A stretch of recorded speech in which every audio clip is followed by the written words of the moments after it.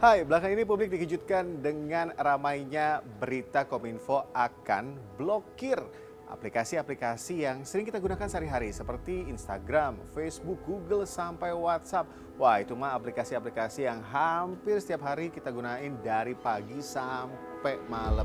Tapi kira-kira apa alasannya? Nah, kita diskusi terkait hal ini, tapi jangan lupa subscribe akun YouTube Liputan 6 SCTV.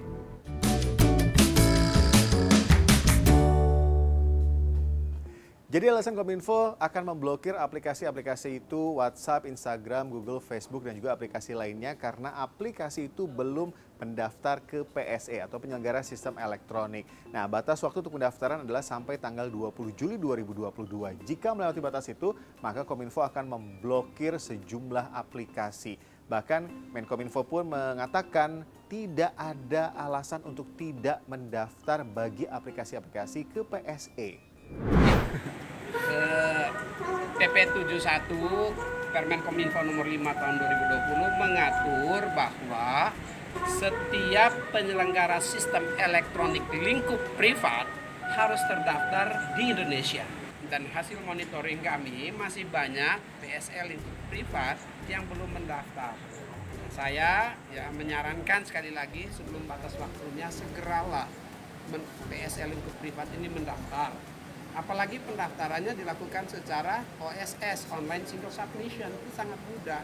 Tapi kenapa aplikasi-aplikasi itu harus wajib daftar ke PSE? Bahkan ancamannya sampai pemblokiran. Nah, kalau dilansir dari sejumlah sumber, ini ada berbagai alasan kenapa aplikasi-aplikasi itu harus daftar ke penyelenggara sistem elektronik. Satu, yang pasti sistemnya akan lebih terkoordinasi sehingga pengawasannya akan lebih jelas, apalagi kalau ada pelanggaran hukum yang terjadi di wilayah Indonesia. Yang berikutnya untuk menjaga ruang digital Indonesia agar lebih kreatif, lebih produktif, dan lebih positif. Kemudian yang ketiga, masyarakat yang menggunakan aplikasi-aplikasi itu lebih terjamin untuk perlindungan data dirinya ketika menggunakan aplikasi. Alasan selanjutnya, ternyata pada umumnya aplikasi-aplikasi itu adalah aplikasi yang berbasis platform digital bisnis. Kemudian targetnya adalah konsumen di Indonesia dan digunakan di wilayah Indonesia. Sehingga aplikasi itu juga dituntut untuk membayar pajak. Tapi kenapa sampai sekarang masih banyak aplikasi-aplikasi yang belum mendaftar ke PSE? Apa alasannya? Kemudian bagaimana dampaknya terhadap para konsumen, pengguna aplikasi-aplikasi itu di Indonesia? Terkait hal ini saya diskusi dengan Kepala Divisi Kebebasan Berekspresi SafeNet.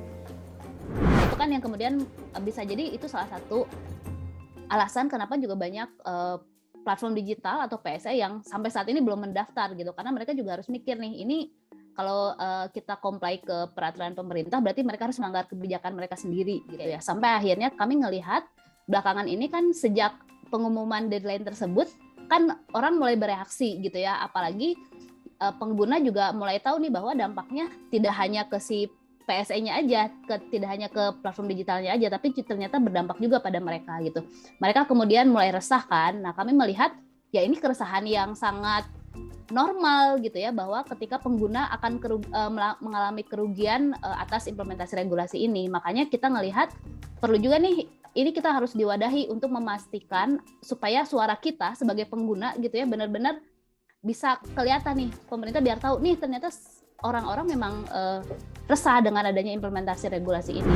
Kita udah dengar tadi apa alasan pemerintah terkait rencana pemblokiran terhadap aplikasi-aplikasi yang jika nantinya tidak mendaftar PSE, kemudian bagaimana dampaknya terhadap konsumen di Indonesia.